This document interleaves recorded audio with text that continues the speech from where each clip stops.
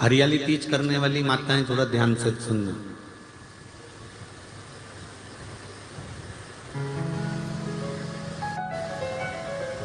हरियाली तीज जब माताएं करती हैं तो एक हरियाली तीज, एक गणगौर की तीज, ये दो तीज के व्रत ऐसे होते हैं जिसमें जब माताएं करती हैं तो उस समय पर उमा, ब्रह्मणी और लक्ष्मी, इन तीनों की आराधना का फल उसको केवल एक व्रत से प्राप्त हो जाता है। अब देखिए, व्रत से एक ही उपवास से उसको संपूर्ण तप साधना का फल प्राप्त हो रहा है, संपूर्ण तप साधना का फल उसको मिल रहा है। मात्र एक व्रत से, केवल एक व्रत कर रहे हैं, संपूर्ण तप साधना का फल उसको प्राप्त हो रहा है। तो ब्रह्मणी ने ब्रह्मदेव से मांगा, लक्ष्मी जी ने भगवान विष्णु से मांगा, पार्वती जी ने भगवान शिव से मांगा कि ऐसा वर दे दीजिए जिस वर से एक ही व्रत करने से संपूर्ण फल की प्राप्ति हो जाए, संपूर्ण फल मिल जाए। ऐसा एक व्रत का फल दे दीजिए, मात्र एक व्रत का। अब देखिए, ब्रह्मा, विष्णु और महेश, इन तीनों की जो देवियां हैं, ब्रह्मणी, लक्ष्मी और पार्वती, थोड़ा ध्यान लगाकर सुनना। तीज शिव महापुराण की कथा ही नहीं है, आप जो तीज करते हो, हरियाली करो चाहे सातुड़ी करो, उस तीज की महत्वता क्या है, इस हिंगोली की शिव महापुराण की कथा में अपने को समझना है कि उसकी मूल तत्वता, उसकी महत्वता है क्या, उसका महत्व क्या है। भगवान ब्रह्मा, भगवान विष्णु और भगवान शिव, इन तीनों की जो अर्धांगिनियां, ब्रह्मणी, लक्ष्मी और पार्वती, इन तीनों ने तप कर कर, साधना कर कर ब्रह्मदेव को, भगवान विष्णु को और भगवान शंकर को प्राप्त किया। और तीनों ने प्राप्त कर कर तीनों देवताओं से वर मांगा कि वर हमको ऐसा दीजिए कि हमारे तप साधना का फल नारी को तीज के दिन प्राप्त हो जाए। अब एक बात ध्यान से सुनिएगा, सारे व्रत, आपका अगर स्वास्थ्य खराब हो गया तो आप व्रत छोड़ सकते हो। जितने भी व्रत आप लोग कर रहे हैं पूर्व के, सोमवार, मंगलवार, एकादशी, छठ, पंचमी, चतुर्थी, अगर आपका स्वास्थ्य खराब है तो आप उस व्रत को छोड़ सकते हो, सारे व्रत को छोड़ सकते हो। पर तीज का जो व्रत होता है, ये व्रत एक बार लेने के बाद जब प्राण छूटते हैं तभी ये व्रत समाप्त होता है, अन्यथा बीच में ये व्रत समाप्त नहीं।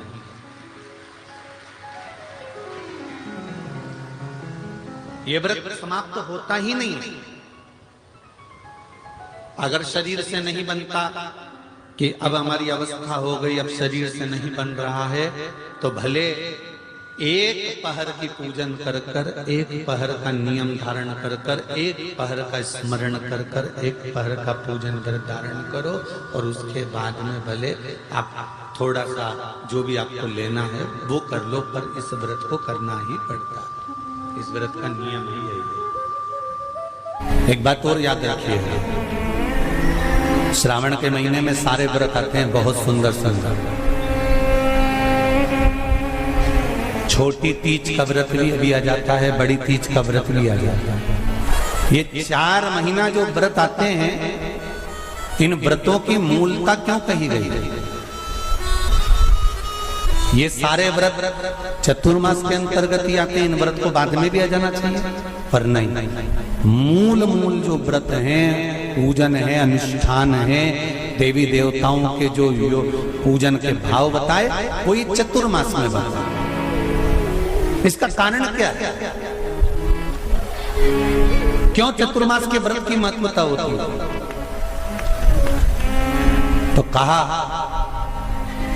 इस चातुर्मास के अंतर्गत स्त्री नारी जो व्रत धारण करती है, हाथों में चूड़ा पहनना, पाँव में पायल पहनना, महावुर लगाना, मेहंदी लगाना, ये जितने छोटी तीज, बड़ी तीज और अन्य तीजों आएंगे, त्योहार आएंगे चतुर्मास में, माताएं हरतालिका तीज हुई, छोटी तीज, बड़ी तीज हुई, भादों के कोई व्रत हुए, अनुष्ठान हुए, छठ हुई, पूजन, जो भी माताएं पूजन करेंगी उसके अनुसार वो हाथों में, शरीर पर 16 श्रृंगार धारण करती हैं, बहुत सारे श्रृंगार धारण करती हैं, और श्रृंगार धारण करने के साथ साथ माताएं अखंड सौभाग्य की वस्तुएं भी इन 30 त्योहार पर दान करती हैं।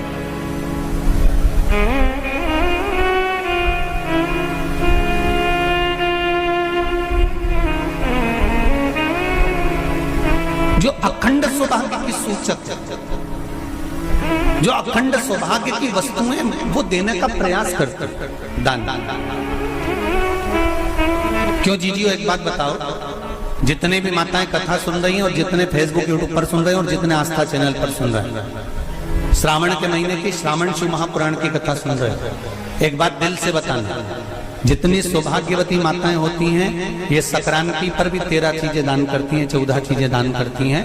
बीच में कोई 16 सोमवार का उद्यापन करेंगी तो भी सुहाग की सामग्री देंगी, उद्यापन करेंगी तो भी सुहाग की सामग्री देंगी, कोई कार्य करेंगी तो भी सौभाग्य की सामग्री देंगी। सौभाग्य की सामग्री का दान क्यों किया जाए?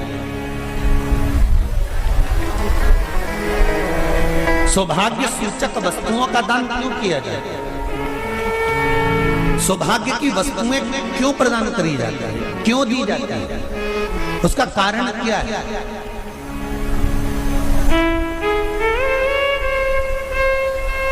क्यों देते? महाराज, भारत की भूमि की सौभाग्यवती माताओं का एक मन की अभिलाषा रहती है, भारत की भूमि की माताओं की एक अभिलाषा रहती है कि जब उसके प्राण छूटे तो अखंड सौभाग्य धारण करके पति के कंधे पर और पुत्र के कंधे पर शमशान पर।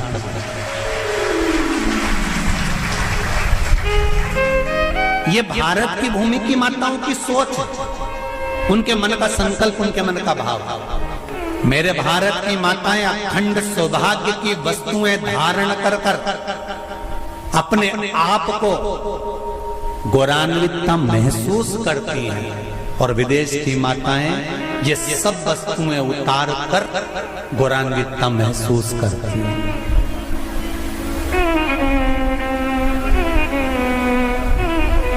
क्यों देते हैं चूड़ी का दान, क्यों देते हैं बिंदी का दान, क्यों देते हैं अखंड सौभाग्य का दान? किस महाराज?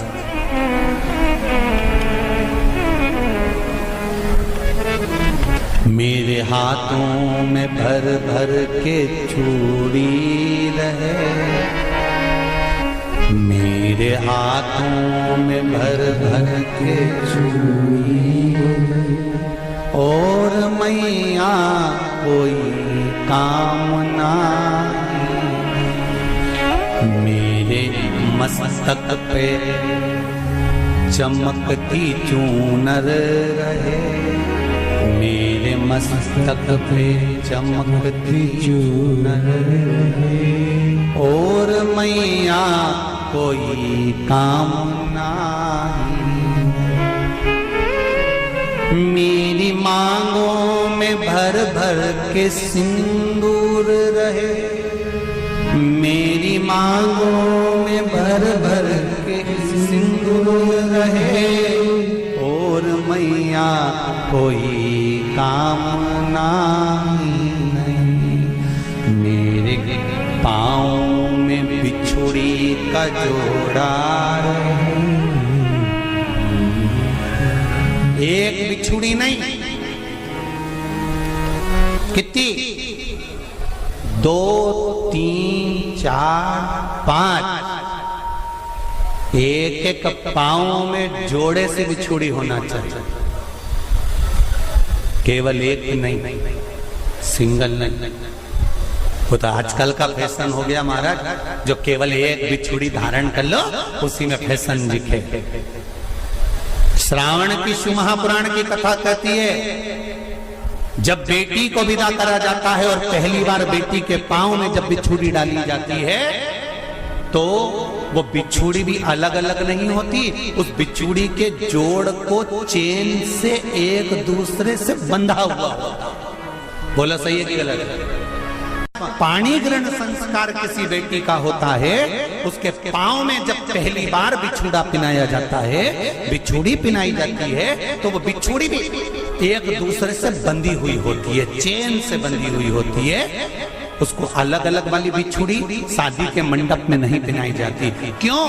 जैसे ये बिछुड़ी एक दूसरे से पांव में बंधी हुई है, तुम्हारी जिंदगी अंतिम श्वास तक ऐसी ही बंधी की बंधी हुई है, यही वर्णन है। वो तो अब माताओं ने थोड़ा सा फैशन चेंज कर दिया, अब पांव में ज्यादा बिछुड़ी नहीं पहनती, गड़ती है, चुभती है, एक बिछुड़ी धारण है। महाराज पर नहीं, बिछुड़ी भी 2 हो, जोड़े से। हमारी माताएं, भारत की भूमि की जो माताएं हैं, ये चूड़ी भी हाथ में पहनती है तो जोड़े से पहनती है। बोलो जैसा सही है कि गलत है? एक अकेली चूड़ी माताएं हाथ में धारण नहीं करती हैं। अगर भारत की भूमि की संस्कारित माताएं हैं और भारत की भूमि की सभ्यता और संस्कृति को जानती है तो अकेली चूड़ी नहीं, जोड़े की चूड़ी पहनेगी, 2 चूड़ा डालेगी, 4 डालेगी, 12 डालेगी, पर सिंगल नहीं, अकेले। और सरल भाषा में समझ लो, हमारे यहाँ ठेले पर लेने जाओ तो जो केले अपन खाते हैं वो भी सिंगल नहीं देते, उसको भी जोड़े से दिया जाता है।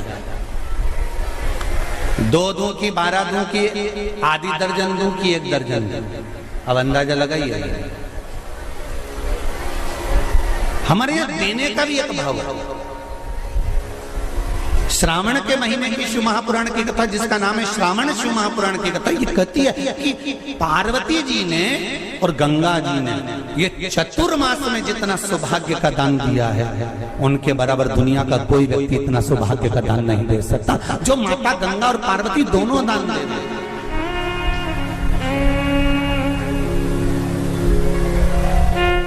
प्रतिदिन दे रहे।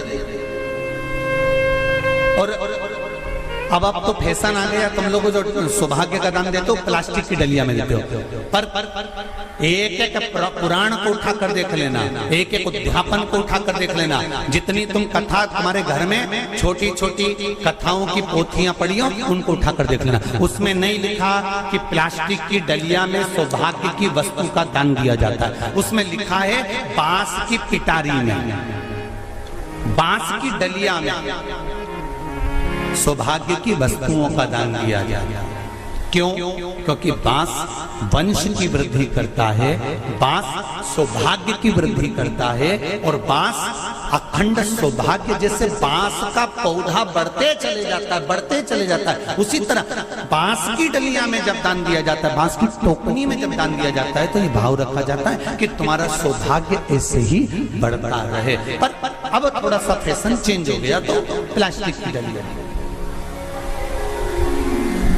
पर प्लास्टिक की नहीं। महाराज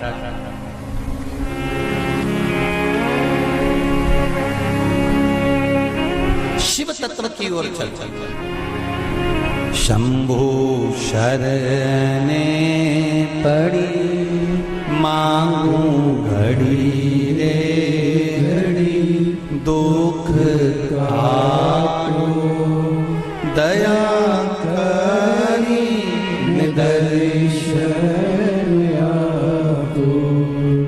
गंगा मैया और पार्वती मैया चतुर्मास के अंतर्गत जो त्योहार पड़ता है, चतुर्मास के अंतर्गत जो व्रत पड़ते हैं, ये किसी दूसरे के नहीं है। तीज का व्रत माता पार्वती का, छठ का व्रत माता पार्वती का, चतुर्थी का व्रत माता पार्वती का, ये सारे व्रतों की शुरुआत गंगा और पार्वती ने अपने बल से। बोलो हर हर महादेव। ये अपने बल से, अपने बल से।